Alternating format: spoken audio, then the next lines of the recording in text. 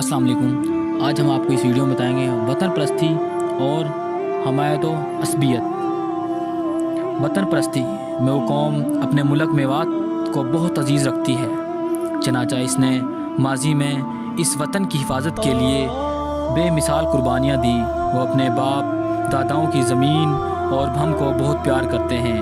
اگر کوئی اسے خراب کرنے کی کوشش کرے تو اسے مار ڈالنے پر آمادہ ہو جاتے ہیں۔ وہ کوئی دوسرا پیشہ کرنے کے لیے میوات سے جانا پسند نہیں کرتے، چاہے انہیں کتنی ہی دقت اور پریشانی اٹھانی پڑے۔ وہ بھوکے مر سکتے ہیں لیکن اپنے ملک میوات کو چھوڑنا ناگوار نہیں کریں گے۔ میوات کے علاقے کو چھوڑ کر جو میو باہر گئے ہیں وہ اپنی مرضی سے نہیں گئے بلکہ بالجبر گئے ہیں۔ جیسا کہ ہم نے پہلے بتایا کہ شاہان اسلامیہ سے مسلسل لڑائیوں کی وجہ سے قحط وغیرہ کے دوران گئے ہیں۔ تبادلہ آبادی کے دوران ایک بڑی آبادی پاکستان چلی گئی، کیونکہ الور اور بھرت پور کی میو آبادی کو مہاراج گان الور و بھرت پور نے اپنی فوجوں کے ذریعے اپنی ریاستوں سے قتل و خونریزی کر کے نکال دیا تھا۔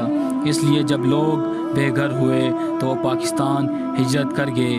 یہ بھی وطن پرستی کا نتیجہ تھا کہ بہت سے میو جو پاکستان کے مہاجرین کیمپ میں پہنچ گئے تھے وہ میوات میں واپس آ گئے اور انہیں ان کے ملک میوات میں دوبارہ آباد کر دیا۔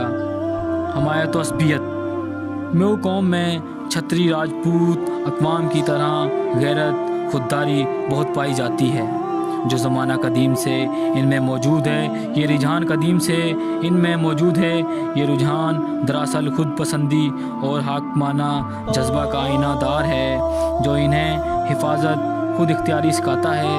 اس حمیت و عصبیت کو وہ قومی اصلاح کاموں کے لیے استعمال کرتے رہے ہیں۔ دور جدید میں سب سے پہلے انہوں نے اپنی ایک تنظیم آل انڈیا میو پنچایت کے نام سے قائم کی، جس کا مقصد میو قوم کی اصلاح و سدھار کرنا اور ان کی قدیم اور غیر ضروری رسومات کو ختم کرنا تھا۔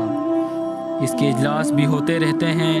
ایک اور تنظیم انجمن اتحاد ترقی میوات کے نام سے بنائی گئی، جس نے اصلاح سدھار کے پروگرام میوات میں شروع کیے تھے۔ اپنی قوم تعلیم اصلاح کے لیے پوری قوم نے نوح میں ایک قومی اسکول برین میو ہائی اسکول کے نام سے تعمیر کیا۔ الور میں میو بورڈنگ کی بنیاد ڈالی۔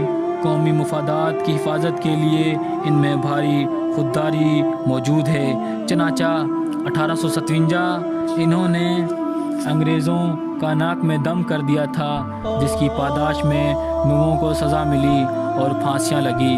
ایک زمانے میں الور کے راجا نے کھانوں پر ناجائز ٹیکس وغیرہ لگا دیے تھے اور ان کی تعلیم و تربیت وغیرہ کا بندوبست نہیں کیا تھا، تو تمام لوگوں نے اس کے خلاف احتجاج کیا اور اس ٹیکس کو ختم کرایا۔ دوستو، اگر آپ کو ہماری ویڈیو اچھی لگی تو